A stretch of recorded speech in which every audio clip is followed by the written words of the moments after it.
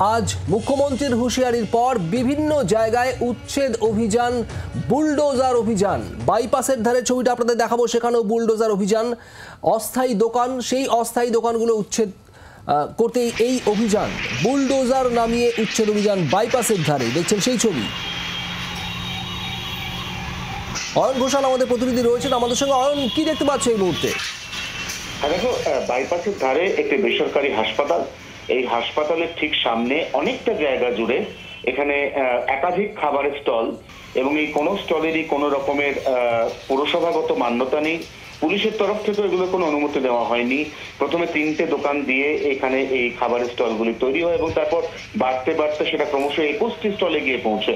এবং নিত্যযাত্রী যারা সেখান থেকে বাস ধরেন, যারা হাসপাতালে নিয়মিত যাতায়াত করেন, তাদের প্রত্যেকেরই একটা অভিযোগ ছিল যে হাসপাতালের বাইরে সরাসরি এসে তাদেরকে রাস্তার মধ্যে দাঁড়াতে হয়। ফুটপাত বলে সেখানে আর কোনো কিছু অবশিষ্ট নেই, কারণ সেই গোটাটাই চলে গেছিল এই ধরনের জবরদখলকারীদের দখলে। এবং ঠিক সেই কারণেই মুখ্যমন্ত্রী মমতা বন্দ্যোপাধ্যায় তিনি এই বিষয় নিয়ে দিন দুয়েক আগে উষ্মা প্রকাশ করেন। আজকে সকাল থেকেই কলকাতার নানা প্রান্তে, শহর থেকে শহরতলি, যে একাধিক উচ্ছেদ অভিযান আমরা বারবার দেখিয়েছি জি 24 ঘন্টার দর্শকদের, তারই অঙ্গ হিসেবে ফুলবাগান থানা এই বাইপাসের ধারের বেসরকারি হাসপাতালের সামনে সমস্ত যেসব জবরদখলকারী রয়েছে 21টা স্টল, এই সবকটা স্টল তুলে দেয়। এবং শেষে সন্ধ্যেবেলার পরে স্টলগুলিকে সেখান থেকে তুলে দেওয়ার পর স্টলের যাবতীয় যা সরঞ্জাম সেগুলো কিন্তু কলকাতা পুরসভার গাড়িতে অন্যত্র রিমুভ বা ডিসপোজ করে দেওয়া হয়, এবং গোটাটাই হয় বিশাল সংখ্যক পুলিশের উপস্থিতিতে। শুভদীপ।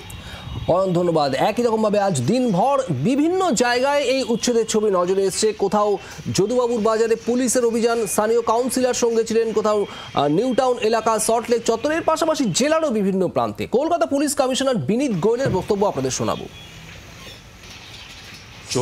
চলতে থাকবে, and we will try and make sure that the streets আর যে পেমেন্টসগুলো যেখানে যেখানে মানে বেআইনিভাবে হকারগুলো বসে আছে, ওদেরকে ওখান থেকে আমরা এভিক্ট করতে পারি। বাংলার আওয়াজ, বাঙালির আবেগ, জি 24 ঘন্টা।